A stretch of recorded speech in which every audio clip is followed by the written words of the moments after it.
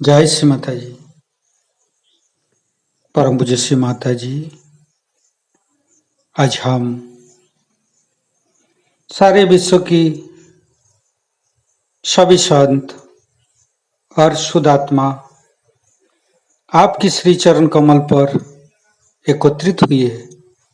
आप ही के साथ ध्यान करने के लिए, आप ही की आशीर्वाद लेने के लिए कृपाएं आप सारे देव देवियों के साथ पधारिए और हमें ध्यान का स्थिति प्रदान करके परम चैतन्य कीजिए माँ,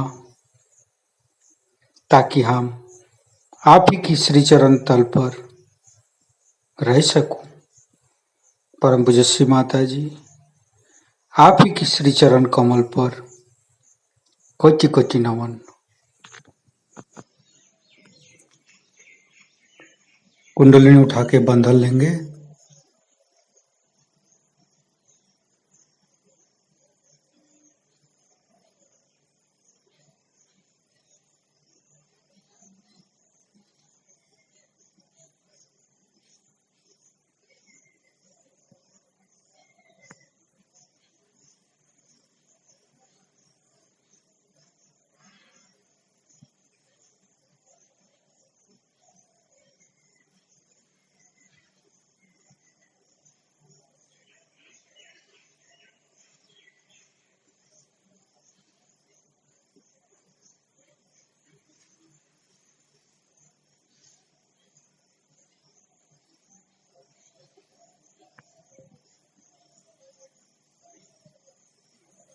तीनों महामंत्र। ओम तमेव साक्षात् श्री महालक्ष्मी महासरस्वती महाकाली त्रिगुणात्मिका कुंडलिनी साक्षात् श्री आदिशक्ति माता जी श्री निर्मला देव्ये नमो नमः। ओम तमेव साक्षात् श्री कल्की साक्षात् श्री आदिशक्ति माता जी श्री निर्मला देव्ये नमो नमः। ओम तमेव साक्षात् श्री कल्की साक्षात् श्री सहस्रार स्वामिनी मोक्ष प्रदायिनी माता जी श्री निर्मला देव्ये नमो नमः। गणेश मंत्र लेंगे। ओम तमेव साक्षात् श्री गणेश साक्षात् श्री आदिशक्ति माता जी श्री निर्मला देव्ये नमो नमः। श्री माता जी, हम सब बच्चे एक दूसरे की सम्मान करूं, एक दूसरे से प्रेम करूं, खुद को प्रेम करूं, सम्मान करूं, सबको, समस्त प्राणी जगत को, क्योंकि आप ही का सजाया हुआ है। प्रभु गणेश द्वारा नियंत्रित किया हुआ है। श्री मां, कृपाएं हमें ऐसे कृपा कीजिए ताकि हम सबको सम्मान कर सकूं, सबको प्रेम कर सकूं, सबको आदर कर सकूं और हर समय हमारे अंदर एक ही मंत्र आप प्रदान कीजिए कि हम एक सहयोगी हूं। ऐसी स्थिति प्रदान कीजिए मां, ताकि हम आप ही के साथ सहस्त्रार में रह सकूं। मां, आप ही तो हमें पुनर्जन्मित की है। श्री मां, आप ही तो हमें पुनर्जन्मित किए है। श्री गणेश जी जैसे हमें आप ही सहस्त्रार में जन्म दिया है माँ। श्री माता जी, प्रभु गणेश जी जैसे आप ही तो हमें सहस्त्रार से जन्म दिए। हम आपसे जन्म जन्म के ऋणी हूँ माँ। संपूर्ण चित्त सहस्त्रार पर परम पूज्य श्री माता जी का अमृत वाणी गान करेंगे। और पुराना साल खत्म हो जाता है। सहयोगियों के लिए हर क्षण एक नया साल है, क्योंकि वो वर्तमान में रहता है, न तो वो भविष्य में रहता है और न ही वो बीते हुए भूतकाल में रहता है। हर क्षण उसके लिए एक नया साल है, एक नई उमंग है, एक नई लहर है। जैसे कि समुद्र के तैरते हुए हर क्षण कोई समुद्र के प्यार से उछाला जाए, उसी प्रकार हर एक सहयोगी को आनंद, प्रेम, शांति का आह्लाद मिलते रहता है। बस बात यह है कि क्या हम तैरना सीख गए हैं या नहीं। सहयोग में जिसने तैरना सीख लिया वो आनंद में ही तैरता है, आनंद के सागर में तैरता है। सहयोग में अगर कोई दोष है या त्रुटि हो तो इतना ही है कि पार होने के बाद बनना पड़ता है। बगैर बने सहयोग हाथ नहीं। माँ ने आपको पानी में उतार दिया, लेकिन तैराक भी बना करके भी आपको सीखना होगा कि आप दूसरों को कैसे तैरा सकते हैं, दूसरों को कैसे बचा सकते हैं, दूसरों को तैरना कैसे सिखा सकते हैं। तो आपको पूरी तरह से बनना पड़ेगा। यही अगर एक त्रुटि है तो सहयोग में है, लेकिन वो अनेक त्रुटियों को भरता है। जिससे पहले गुरु लोग आपकी शांति और आनंद की व्यवस्था नहीं करते थे। पहले तो वो आपसे मेहनत कराते, सफाई कराते थे। मन की शांति से पहले मन की शुद्धता, शारीरिक सुख से पहले शरीर को काफी तकलीफ थी। बहुत तपस्या के बाद लोग परमात्मा को पा सकते थे और इस चैतन्य को जो आपने सहज में पाया उसे जान सकते। लेकिन माँ की व्यवस्था और है कि पहले चैतन्य को पालो, जान लो कि परमात्मा है, उस पर विश्वास करो, जो अंधविश्वास नहीं है, सत्य के पे। और अब थोड़ी सी मेहनत से भी बहुत बड़ा काम हो सकता है। जैसे कि किसी को पहले सिखाया जाए कि देखो पानी से डरना नहीं, लेक्चर दिया जाए, पहले तुम अपने को जमीन पे ही तैर के देखो, वहीं पे हाथ मारो दो चार, और काफी उनसे मेहनत की जाए और फिर धीरे धीरे पानी में लाया जाए। जैसे पानी देखा फिर भाग गए। और एक होता है कि पानी में ढकेल दो, फिर सिखाते रहे। इस तरह के सागर में ढकेल दिए गए। अब इसका मजा उठाना है तो थोड़ा सा कष्ट उठाना पड़ेगा, और वो कष्ट ऐसा है कि आपको बनना होगा, बने बगैर नहीं।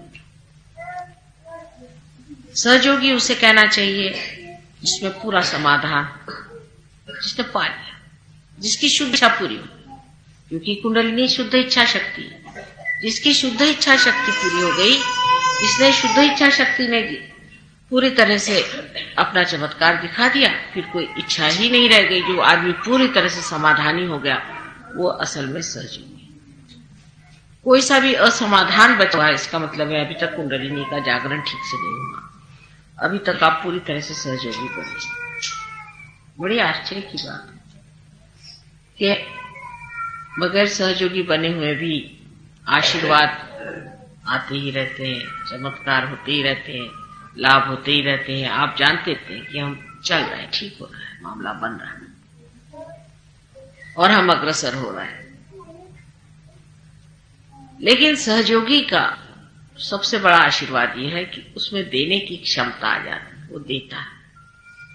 और देता ही नहीं है, उस देने का जो आनंद है, जो कि बहुत ही अनूठा आनंद है, उससे वो उपभोगता है। वो आनंद आप किसी संसारिक चीजों से कभी पा ही नहीं सकते, और सारे जितनी ब्लेसिंग्स वैसी हैं, इनसे किसी से आप पा नहीं सकते। सबसे बड़ी ब्लेसिंग है कि आपकी अपनी गुरु शक्ति बढ़ जाए और आप में एक क्षमता आ जाए कि आप दूसरों को दे सके। ये जिस दिन क्षमता आप में आ गई, बस फिर समझ लीजिए कि माँ का काम तो पूरा हो गया, बाप का काम शुरू। ऐसी जब तक दशाएं आती तब तक मेहनत करनी होगी और बनना होगा। यही एक सहयोग की दृष्टि है, जिसे एक माँ के रूप में मैं कहती हूँ कि मैं पूरी कोशिश करती हूँ कि अपनी तरफ से कोई कमी न रह जाए। बहुत कुछ करती हूँ कि अपनी तरफ से ऐसा न रह जाए कि मेरी किसी पाप की वजह से मेरे बच्चों में कमी रह जाए। लेकिन आपकी भी तपस्या जरूरी है, उसके बगैर काम नहीं होगा। पर जो तपस्या का स्वरूप उग्र है या संतप्त है, ऐसा नहीं, शांत तपस्या है, इसमें कोई कठिन तपस्या नहीं, कोई मेहनत की तपस्या। तो पहली तो चीज सहयोगियों को ऊपर करना सीखना चाहिए, सबसे बड़ी चीज। जैसे मैं किसी के लिए शिकायत सुनती हूँ कि ये सहयोगी, आप तो कहते सहयोग बड़ी अच्छी चीज, अपनी माँ को ट्रीट करते हैं, उनकी बीवी की बात चलती है, वो अपने बहन को पीटते हैं, अपने बीवी को मारते हैं, कोई है अपने पति का ध्यान नहीं करते, बच्चों की तरफ ध्यान नहीं है। सहयोग में ये तो अनायास ही हो जाना चाहिए, अनायास सब घटित होता है। अगर ये नहीं हुआ तो सहयोग क्या बना? जब आप वृक्ष हो गए तो वृक्ष की छाया में जो बैठे हैं उस पर तो कोई सी भी आफत नहीं आ सकती ना, वृक्ष सारे आफत आ। आपकी छाया में जितने लोग हैं उनसे आपके संबंध बहुत ही प्रेम और निकटतम होने चाहिए। मैं जो कह रही हूँ सब आपको अलग अलग आप ही को कह रही हूँ, किसी और के लिए नहीं कह रही हूँ, ये समझ के सुनिएगा बात। बहुत से लोग हैं जैसे मैं कहती हूँ तो दूसरे का सोचते हैं कि माता जी उनके बारे में तो नहीं कह रही।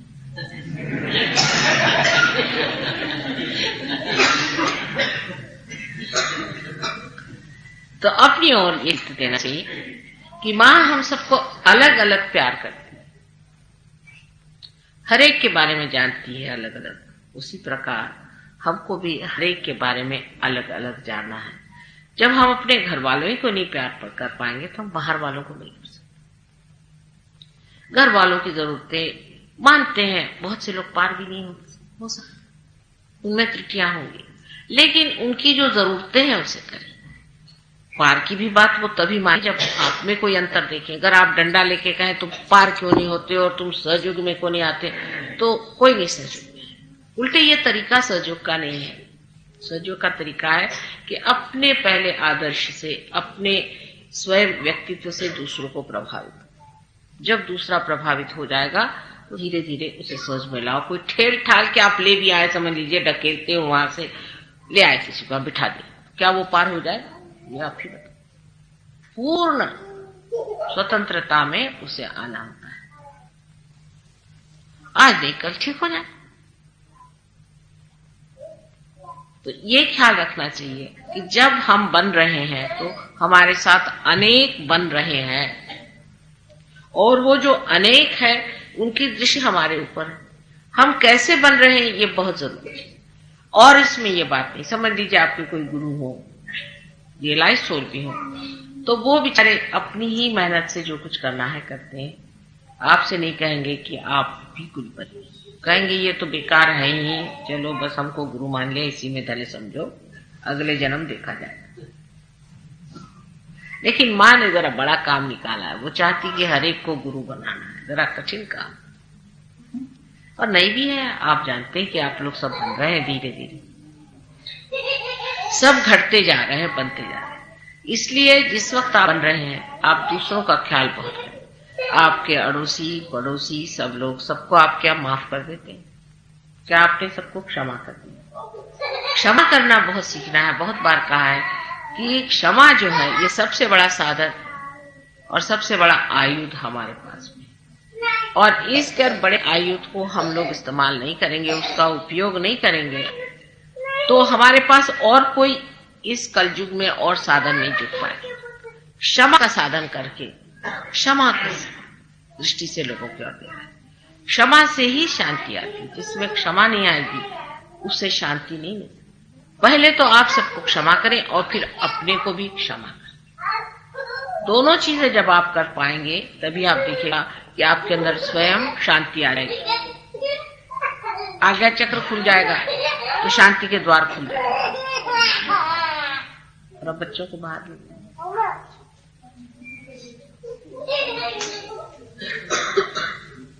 फूल नहीं फेंकते बेटा, बैठ जाओ।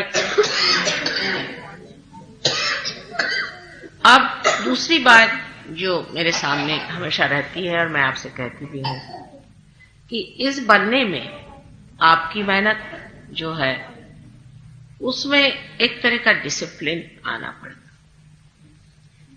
बहुत से लोग मां मुझे टाइम नहीं मिलता, और फिर आप कहिएगा कि मां देखो मुझे ये तकलीफ थी और ये मेरी तकलीफ ठीक नहीं हुई, तो मैं भी कह सकती हूँ कि मुझे टाइम नहीं था। चाहे मैं आपसे मिलूं या ना मिलूं, आपके लिए मेरे पास हमेशा टाइम रहता है। मेरा काम 24 घंटे का है। आपको सिर्फ अपना ही काम करने का है। इसके लिए आपको टाइम और डिसिप्लिन जरूर जोड़ना है। इस शरीर को डिसिप्लिन के बगैर ये वैसी मोटर कार हो जाएगी जो सबको रौंदते चलेगी और न जाने किस गड्ढे में जाके गिर जाए। इसको डिसिप्लिन करने के लिए बहुत आसान तरीका है। पहले अपने की ओर देखें कि इसके अंदर दो शक्तियां जो चल रही हैं, एक तो इच्छा शक्ति और दूसरी कार्य शक्ति। इच्छा शक्ति जो है उसमें होना चाहिए, एक ही इच्छा होना चाहिए, शुद्ध इच्छा। शुद्ध इच्छा क्या है कि आत्माकार हम हो जाए, आत्मा से एकाकार। ये शुद्ध इच्छा। बाकी सब इच्छाएं आप छोड़ दीजिए इस वक्त, एक क्षण के लिए तो छोड़िए, और कुछ नहीं मां से मांगना, बस आत्मा से एकाकार है। एक ही शुद्ध इच्छा को मांगे, बाकी सब छोड़िए। ये होना है, ये चाहिए, वो चाहिए, घर चाहिए, मकान चाहिए, सब चीज छोड़ दीजिए। सब इस वक्त ये अपने मन में विचार करें कि एक शुद्ध इच्छा है कि परमात्मा से एकाकार होना है, हमें आत्मा से एकाकार होना, और हमें कोई इच्छा नहीं। क्योंकि कुंडलिनी इसी वक्त सब आपकी चले। और दूसरी क्रिया शक्ति में यह होना चाहिए कि जो कुछ भी हो वो सहज हमसे हो। सहज का मतलब लोग सोचते हैं कि हम बैठे रहें और हमारे गोद में चीज आ जाए। ये बड़ी गलत भावना हमारे अंदर सहज के बारे में है कि हम बैठे रहें और हमें सब चीज। आपने देखा कि बी है, उसको जब हम मां के इस पृथ्वी में छोड़ते हैं उसके उदर में, तो दिखने को तो वो सहज ही स्पर्श करता है, लेकिन क्या वो सहज है? आपने उसकी मेहनत देखी, बेचारे छोटे से एक उसके अंकुर की, जो कि उस धरती को फोड़ कर निकल आता है। आपने उस छोटे से मूल मेहनत देखी, जिसका एक छोटा सा सेल किनारे में होता है, आखिरी होता है, जो कितनी मेहनत से अपने को अंदर गाड़ता है। अब उसकी शुद्ध इच्छा क्या है कि पेड़ को मैं गाड़ दूं जैसा, उसकी और कोई इच्छा आपने देखी? उसमें सिर्फ एक ही विचार होता है, किसी तरह से मैं जमीन के अंदर ऐसी जगह पहुंच जाऊं जहां से पानी या स्रोत को पहुंचा दूं, और वहां से पानी खींच करके मैं इस पेड़ को दे सकूं। और वो कुछ नहीं सोचता। इतनी मैं पत्थरों से लड़ता है, मिट्टी से लड़ता है, कोई उसे रौंदता है, कभी कुछ करता है, सब चीज से गुजरता हुआ धीरे धीरे बड़े विजडम के साथ अपना चलते जाता है। कोई पेड़ आया, कुछ आया बीच में तो उसके गोल घूम जाएगा, उसकी जड़ें आएंगी तो उसके गोल घूम जाएगा, और कहीं अगर कोई पत्थर होगा तो उसके भी गोल घूम के और अपना मार्ग बना। उसी तरह एक सहयोगी को बहुत सूझबूझ के साथ चलना चाहिए। समझदारी अपने ऊपर जिम्मेदारी के तौर पर लेके हम समझदार लोग, हमारे अंदर समझदारी जो है ये हमारा एक ब्रीद है, हमारा एक ध्येय है। समझदारी जो है उसको हम अपने ऊपर, जैसे कोई आदमी शान से तिलक लगाता है, ऐसे समझदारी का हमने तिलक लगाया और हम समझदार। समझदारी का मतलब है जो आदमी समझदार होता है वो टैंट्रम में नहीं जाता, बिगड़ता नहीं, छोटी छोटी चीजों के लिए फिसलता नहीं है और कहता नहीं कि ये चीज ठीक नहीं है, वो चीज ठीक नहीं। समझदारी से देखता है, बड़प्पन की निशानी, मैच्योरिटी की निशानी। सहयोग में जो आदमी मैच्योर नहीं हो सकता वो सहयोग के लायक नहीं है, सहयोग के लायक नहीं। आपको मैच्योर होना पड़ता है और समझदार। दिखने में चीज जितनी कठिन है उतनी नहीं। हमने छोटे छोटे बच्चों को भी देखा है सहयोग में बड़े समझदार और हर चीज को बड़ी समझदार से समझते। उसी तरह से आप में ये समझदारी का तिलक लग गया है कि आप सहयोगी हैं और समझती, और इसमें आपकी माँ की शान की बात है। जो ना समझ है उनके लिए लोग यही कहेंगे कि इनकी माँ ने कोई इनको शिक्षा नहीं दी, बिल्कुल बेकार। कहने को तो आदिशक्ति है और कुछ बच्चे देखो तो बिल्कुल बेकार। इस समझदारी को लेते हुए आज को अपनी ओर देखना चाहिए कि हमारे ऊपर इसका उत्तरदायित्व है, जिम्मेदारी है कि हम संसार के सामने एक समझदार इंसान बने। आज नया साल के इस शुभ अवसर पे मैं आपसे एक बात कहना चाहती हूँ कि आप सहयोग में हम लोगों को बहुत मैच्योर हैं। नए लोग आए, बड़ी खुशी की बात। उनके आगे जो पुराने सहयोगी हैं उनकी समझदारी आए हैं, अभी पार नहीं हुए। कुछ है, किसी में थोड़े वाइब्रेशंस आ रहे, किसी में नहीं आ रहे, कुछ कमी है, किसी में कुछ प्रॉब्लम है, कोई एक से ही ज्यादा पार हो गया है तो वो अपने को समझ बैठा है कि मैं बहुत बड़ा आदमी। सब तरह की गलतियां होती, आपने भी ये गलतियां करी है, उसको भूलना है। ये उनके प्रति एक तरह का बड़प्पन का मतलब नहीं कि नखरे करना या अपने को दिखाना कि हम बड़े आदमी। बड़प्पन का मतलब है एक तरह की पैटर्न फीलिंग, पितृत्व की फीलिंग, मातृत्व की फीलिंग। इससे उनके ओर देखना, उनके प्रति प्रेम, जो कि माँ का प्रेम है, उसी तरह का प्रेम। अगर हम ये सोचते कि दुनिया के लोग जो हैं वो बेकार है तो कुछ काम होता कैसे? या अगर हम अपने से किसी को तौलते बैठे रहते तो हम तो बिल्कुल अकेले हैं दुनिया में, किससे तौले अपने को। लेकिन वो सवाल ही नहीं उठता। यहाँ तो ये है कि कितनों के अपने आंचल में भर लें। अभी हमारा वजन ही कम हो रहा है, इस आंचल में किस किस को भर लें, किसे किसे रखें, यही एक फिक्र लगी रहती। इसी प्रकार आपकी भी दृष्टि में वो समझदारी का प्यार हो। उसमें ये नहीं कि आप लोगों को कहे कि कोई आप बहुत बड़े अकड़ू खां हैं, लेकिन एक अत्यंत सरल सहज प्रेम भाव अपने अंदर रखना चाहिए। और उस सहज सरल प्रेम भाव में पितृत्व की भावना, एक समझदारी की भावना रखनी चाहिए। मैं तो आप पे बहुत विश्वास रखती हूँ, बहुत विश्वास रखती हूँ किसी भी मामले, चाहे वो पैसे की बात हो चाहे समझदारी।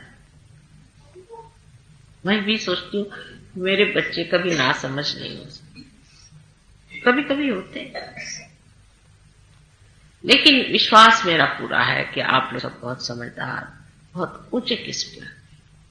अब देखिए अपने देश में भी कितनी हालात खराब, ढूंढे से भी कायदे का एक आदमी।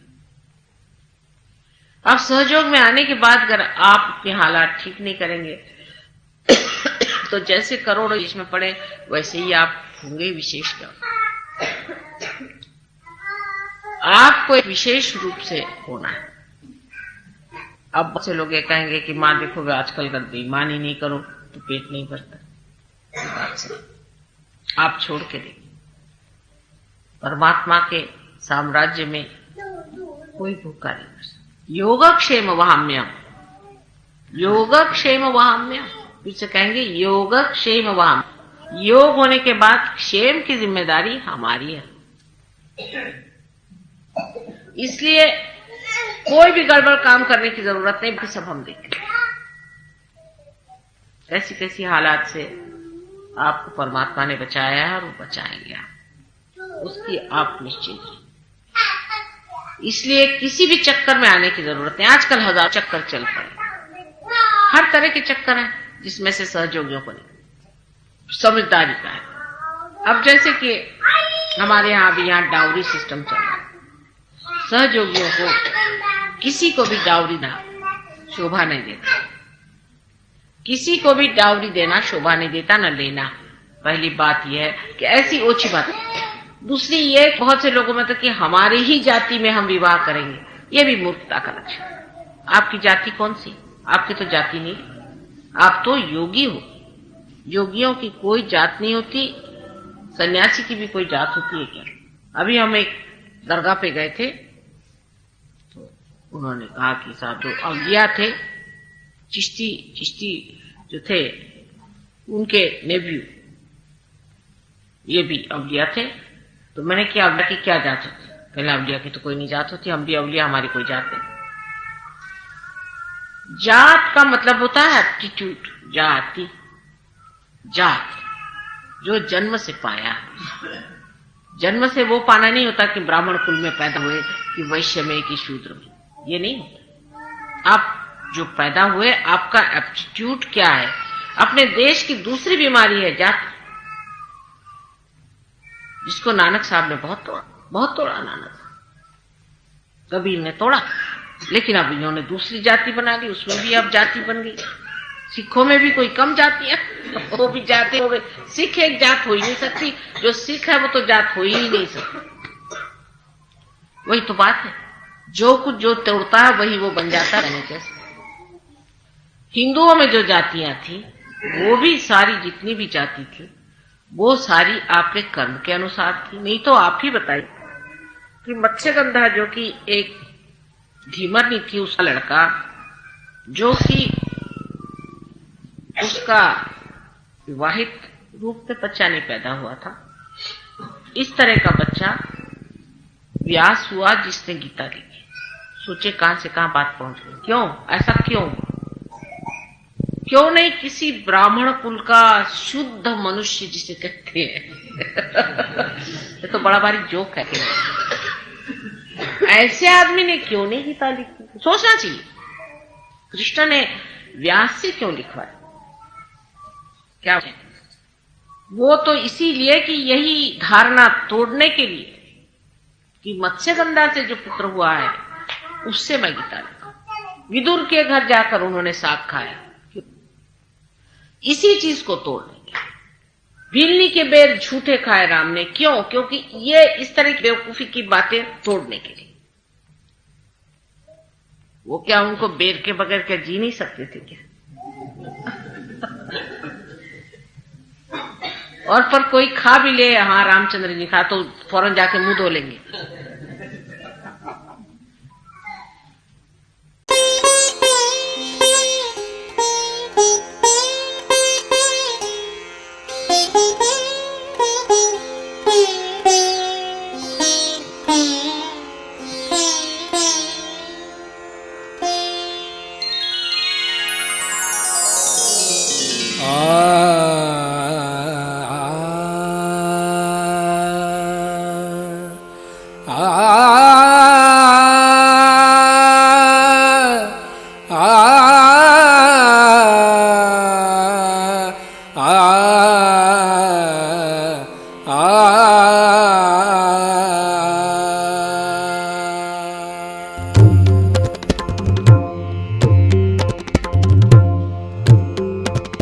नमो नमो श्री निर्मल माता, नमो नमो श्री निर्मल माता, नमो नमो श्री निर्मल माता।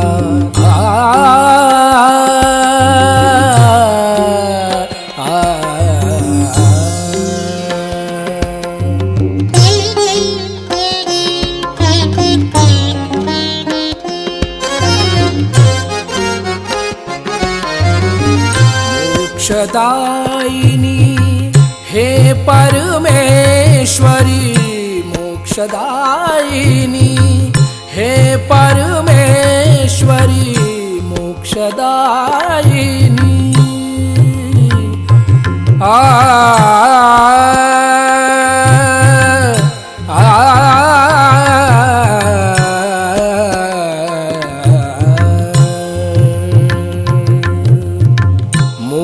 मोक्षदायिनी हे परमेश्वरी हृदय निवासिनी नमो नमः हृदय निवासिनी नमो नमः नमो नमो श्री निर्मल माता नमो नमो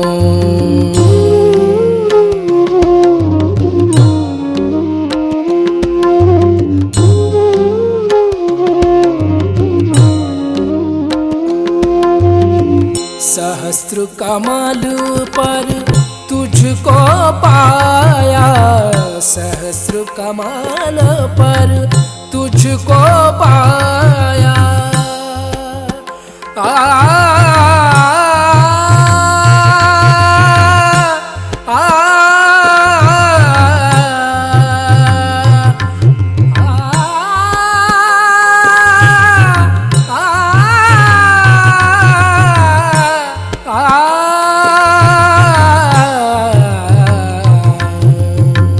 सहस्र कमल पर तुझको पाया सहस्र कमल पर तुझको पाया सात चक्र पर विजय दिलाया सात चक्र पर विजय दिलाया ब्रह्म ज्ञान से हमें मिलाया ब्रह्म ज्ञान से ब्रह्म ज्ञान से ब्रह्म ज्ञान से ब्रह्म ज्ञान से ब्रह्म ज्ञान से हमें मिलाया नमो नमो श्री निर्मल माता नमो नमो श्री निर्मल माता नमो नमो श्री निर्मल माता नमो नमः श्री निर्मल माता नमो नमः नमो नमो नमो नमो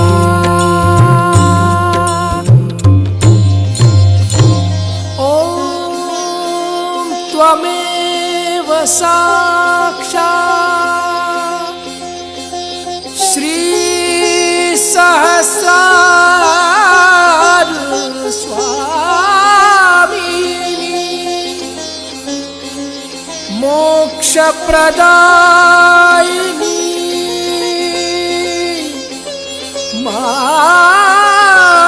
माताजी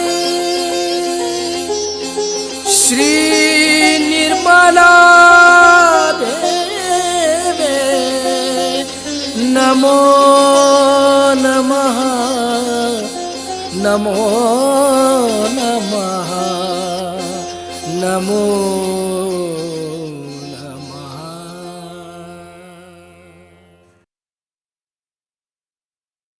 इस अवस्था को प्राप्त करने के बाद कृपया कुछ देर ध्यान में रहें। जय श्री माता जी।